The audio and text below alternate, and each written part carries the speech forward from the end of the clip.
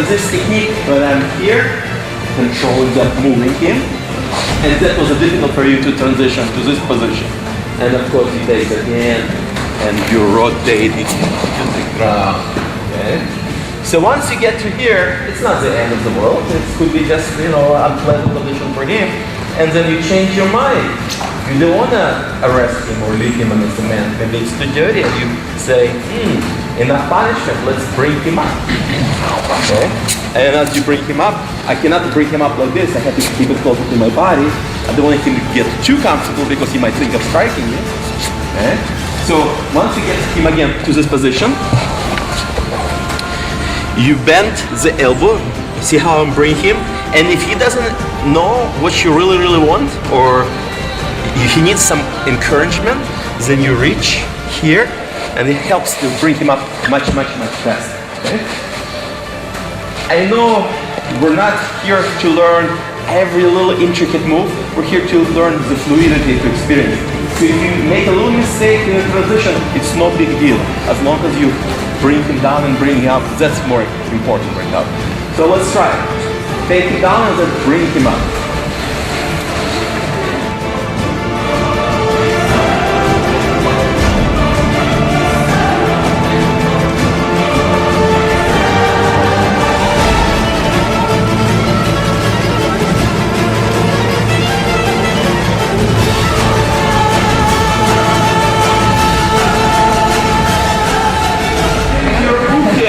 He's not gonna get up because he feels that he has to get up. He has to get up because he's in pain, right? So when you here and you're controlling him and you bring him here, and when you take him to the ground. So the next step, when you bring him up, the reason he's gonna get up because he's in pain. That's important. So when you do the control technique, do it slow, don't do it too fast. Do it with control. So he will get up because he's in pain. So if you decide to push your hand on his neck, if there is no pain and it's useless, he's not getting up. But if you squeeze, you see the difference, okay? So if it's being too nice and putting the hand here, no. You want to show who's in control. So yes, we're training light today, but a little bit realism. Okay, let's continue.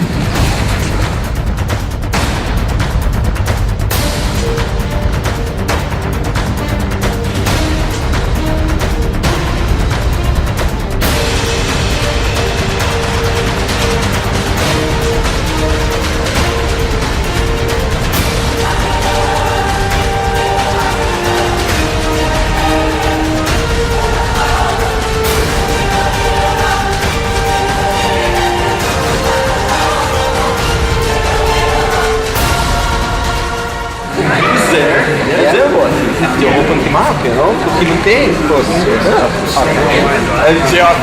Plus you were holding here, his hand was useless. Why not put it here? I was trying to, he was dancing, I was trying to see. Okay.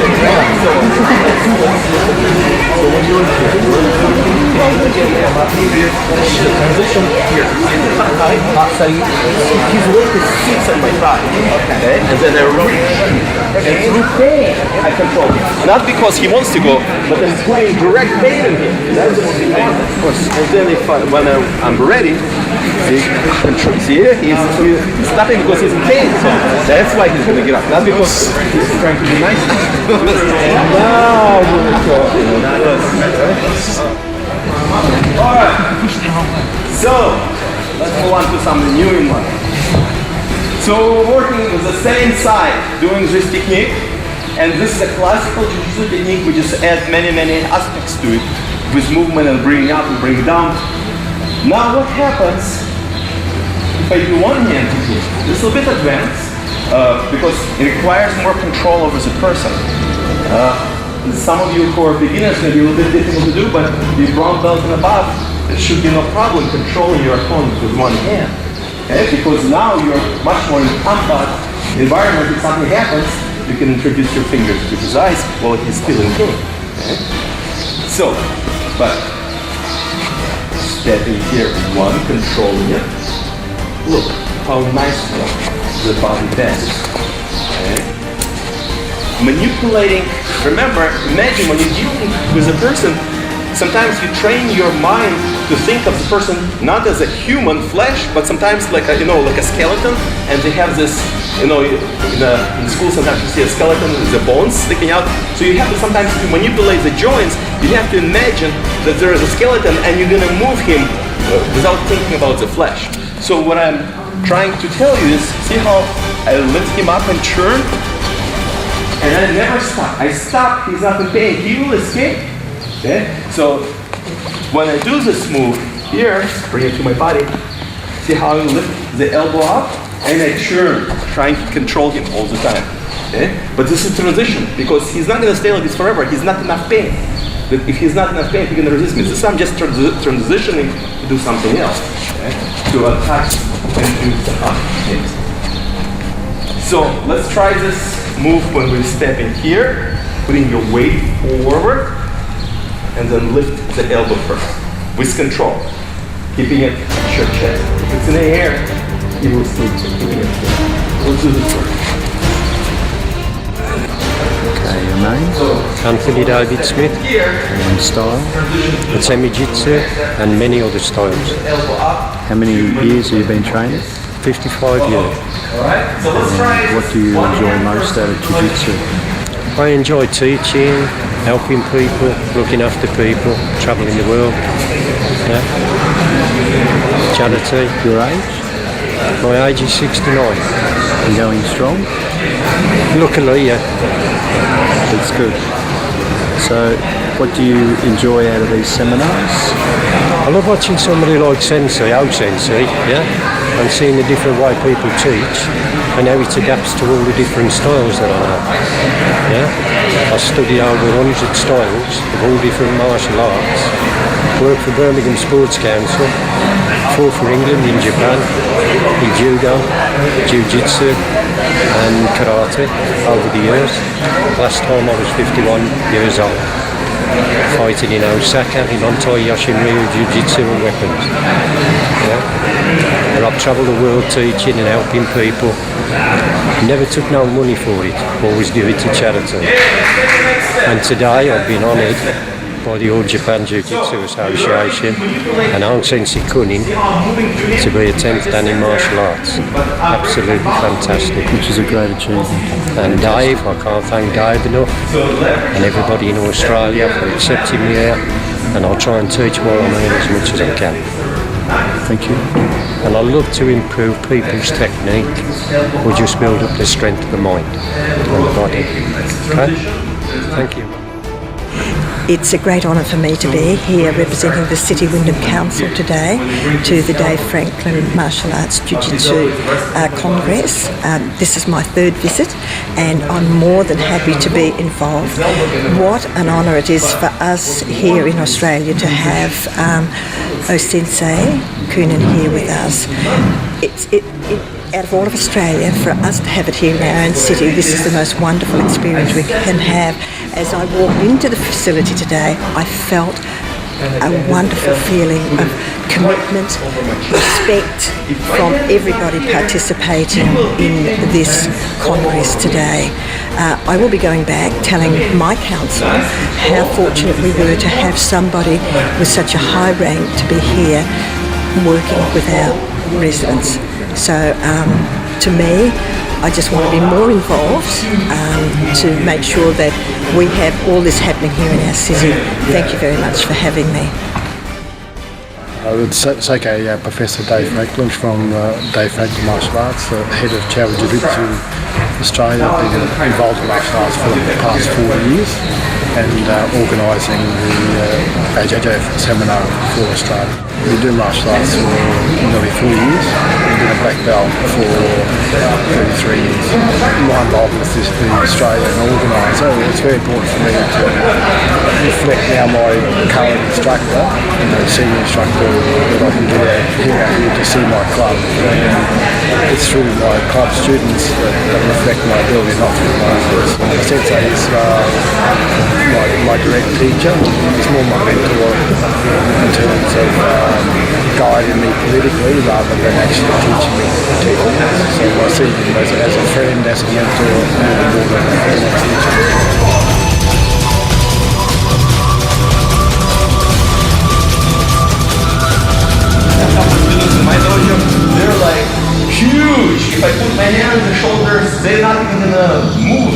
So you have to attack smaller joints.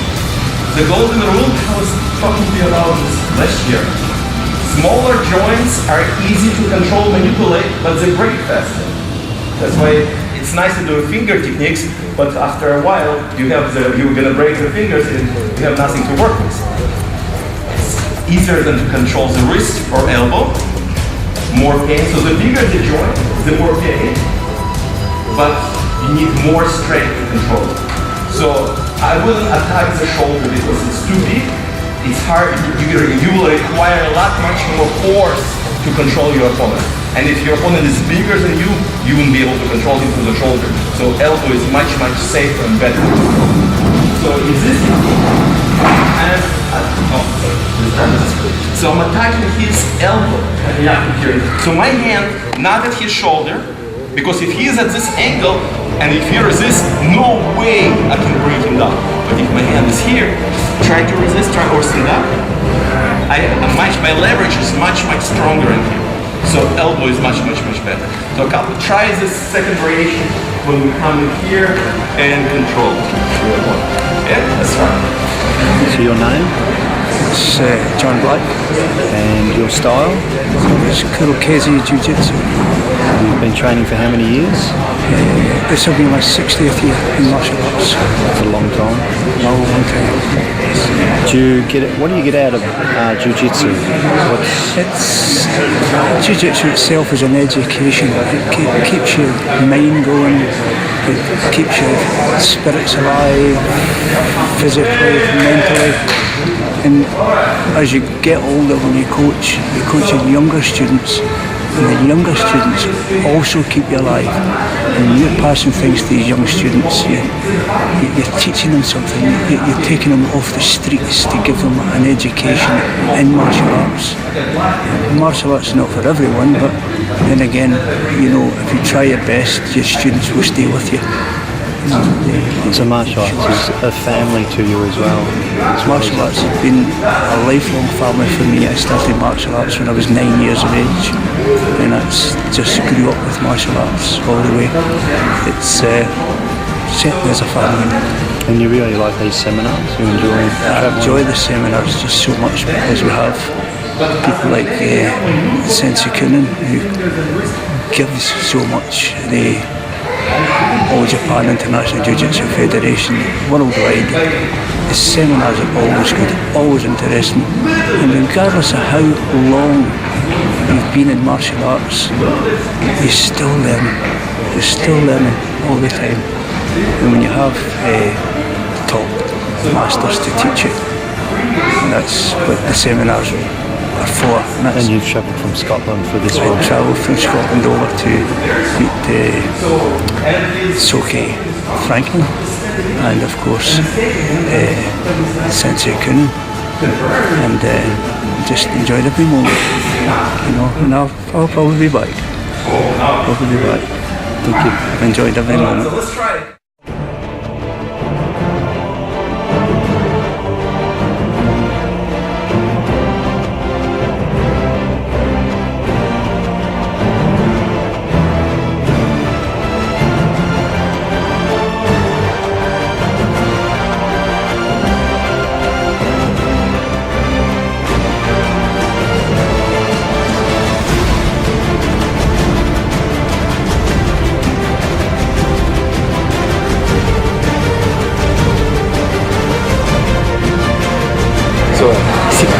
How I'm over here. It makes a big difference because when I'm over here, I have a little better control and grab the strong.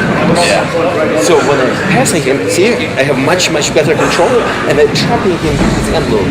By trapping the hand, just in case, it gives me a little advantage so he wouldn't hit me with this hand. He might hit me with this, but this hand is trapped. So just by stepping and learning defense. My name's Carl Withy, And your style?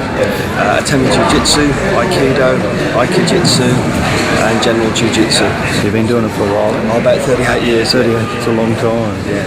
And your affiliation with O-Sensei? It's mainly through AJJF Australia.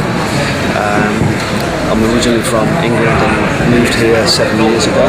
and got in contact with Soke Franklin, and through the HAF basically, we managed to bring 3 last year, 3 members. Now we've brought 10 this year, so hopefully it'll be double or triple that next year. This is your second year at this It's the second year of being here, yeah. Each year it gets better. O-Sensei this year is doing more teaching, which is actually people have all been commentating and getting a lot more out of it. So it looks really good for next year. You enjoy these seminars? Yeah, it gives us a chance to network, it gives us a chance to see different styles, different techniques, stuff that you wouldn't normally be doing in your own general day-to-day training. It's really good. You extend the family? I would definitely extend the family. A business card going out like wildfire. Thanks for that. Cheers. Position of the joint is very important. So when I come in here, I'm locking the elbow, but it's not at my chest. Okay. It's around my stomach level. I drop my weight just a little bit to add my weight to his joint to create more pain. But one little trick that you cannot see is his pinky position. That's the trick in Jiu-Jitsu. When you do your arm bars, for example, on the ground in Nevada, true arm bar is not with a palm like this. True arm bar when the pinky is down. Because the alignment of the joint creates maximum pain. Here, the hand can give more. When you lock the hand here, this is it. Lock doesn't give anything. So same principle you apply standing. So when I do this technique and I'm coming in here, his pinky position, it's impossible to see if I don't tell you this. Because your whole attention is here. You're not looking at what's really happening here. So what I'm doing here, I'm aligning his joint and pinky so it's maximum locks and pain. Okay? So as I come in, lock, and then I switch and control here. So that's the difficult part, to move with control into the other second part. So let's try it. And you probably all practice and see, you know this technique and you know probably this one, but see if you can nicely flow. My name is Joe Varvello with the title of Soke. And your style of martial arts? My style of martial arts is Ju-Jitsu, traditional Jiu-Jitsu. And you've been doing it for how long? I've been doing it since 1976, so what's that, 35 years? Long time. 35 years, it's been a while, yeah, so it's been a long road, but a happy road. And your involvement with the seminars on? With the seminars with the Ajjif and Soke Franklin, yeah.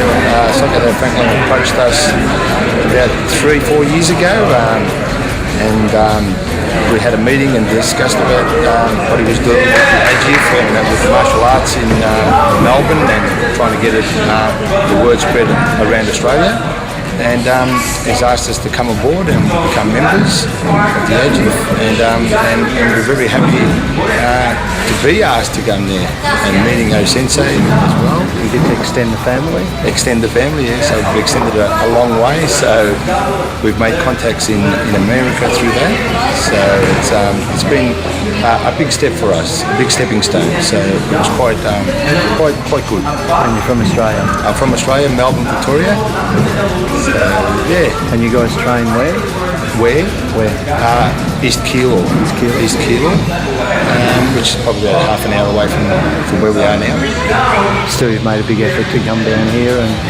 Yeah, it's hard, but it's well worth the effort coming down and meeting with friends that you've made, and trying to keep the martial arts together again. So trying to keep them all under the same roof, as brothers type of thing. Thank you. And Varvello. And your style of martial arts? Jiu-Jitsu, traditional Jiu-Jitsu. And you've been training for how long? 20 years. A long time? Maybe 21 years, yeah. And your rank? My rank is, it's now 5th Dan. I've been presented with my 5th Dan Today? Yeah. A big honour? Oh yeah, it's a huge honour, especially being a woman in Australia. There's not many of us, so it's sort of a very elite level. They need to push to get more women into Jiu-Jitsu? Yeah, we do. It's very hard to get women in Australia. They sort of tend to go more to the karate. they don't like the close quarters, close contact, and it's very hard style too with the throws. It's very hard on the body, hitting the ground and hitting the floor. So Is there something you can use as maybe a confidence thing, not a barrier between the women and the men, but is there something that maybe you could implement into Jiu-Jitsu that maybe give women more confidence? Well, probably, what we do is, if they're a bit worried about men touching them and stuff, we sort of suggest they wear a shield, which goes directly under the gi and over the top of the feet. So we sell those, we make it mandatory to wear those, and then they feel like the sort of it's not sort of pressing onto. The girls are more confident when they wear those. That's all we can sort of do, but it's got to be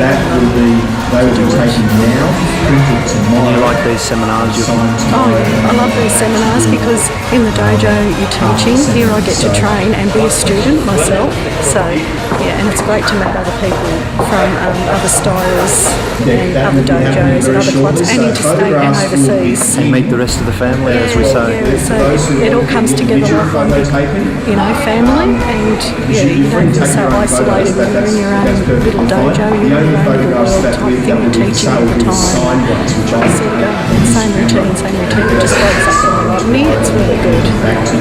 Thanks for coming today. Thanks for having me. My name is Emmanuel Zahra. I've been doing martial arts for over 40 years, lots of styles, but the best style that I found was Jiu-Jitsu.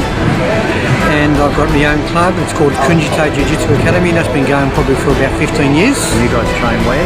And we train in Sunshine. And since I got to know all the other instructors here, it's been really good, especially Jiu-Jitsu itself. And a lot of people don't realise most arts come from Jiu-Jitsu in the background, somewhere along the line. And like I said, I've been doing it for many, many years. I really love the sport, and like it teaches people discipline, respect and honour. And that's what we need today for the young generation that's coming up today. And as O-Sensei said today, the family. It's a family thing, exactly. Every time we meet with these sessions that we get here, you see all the big high instructors here, they're not over themselves, they make themselves welcome and congratulate, it doesn't matter from the smallest student to an adult. And that's why I love the martial arts that we're in today. And these seminars are fantastic. We learn everyone's got different things, and in Jiu-Jitsu there's so many different styles, but at the end of the day all the techniques come from the same spot or the same area. But everybody will do something that little bit different. But that's what's good about Jiu-Jitsu, because you make the technique suit your body. We go, it can't be fantastic at kick high, kicks low, kicks and all that. But if you're a 60-year-old or a 40-year-old, which I'm 60 now, I find I don't have the strength that I used to have, but we have more technique now. It still works. It still works. It still really works. Like you're saying, you want to put pain on someone, you can. And Jiu-Jitsu is called the gentle art, but it can be a very deadly art. You don't need a big high kick over the head. Jiu-Jitsu was invented for little people in the old days. Not big. You see these big blokes muscly and all that. But if you know what to do, they soon come down to bend and all that. Thanks for coming. Thank you. Thank you.